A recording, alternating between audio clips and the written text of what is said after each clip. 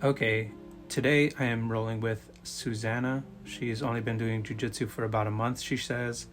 So this is going to look very unfair. You'll see the difference between... I mean, she doesn't do too bad for being a month in. I think she's got...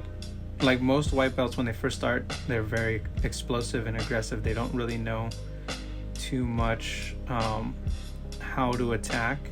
So they kind of just explode a lot.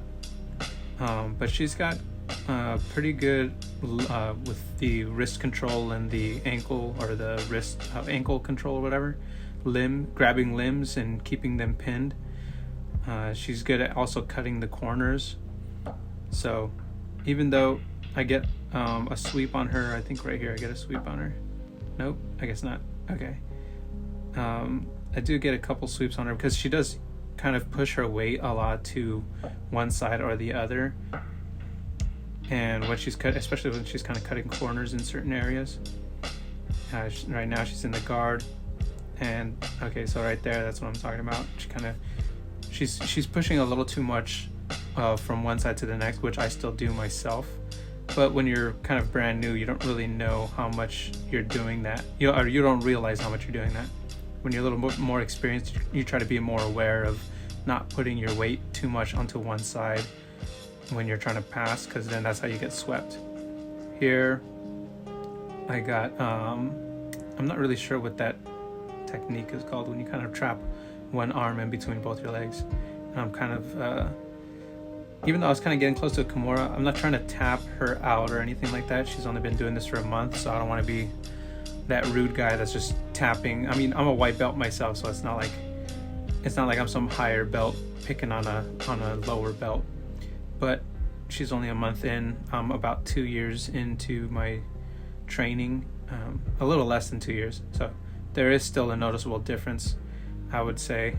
Here, I mean, obviously here, I'm kind of doing to her what the higher belts do to me, where I'm kind of just letting her try to figure out where she can go. I'm not trying to be, I don't have a point to prove. I want her to kind of see what she can do. And especially for the girls, you want them to keep coming back. You want them to feel comfortable. You want to help them build their confidence and let them kind of work and figure out the little things that they're barely learning.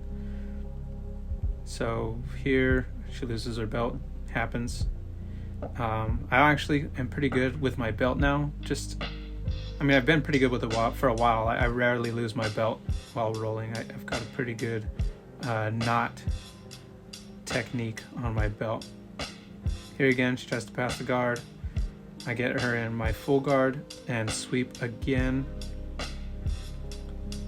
And I'm turning sideways and getting... I'm not even sure what I was trying to do right there.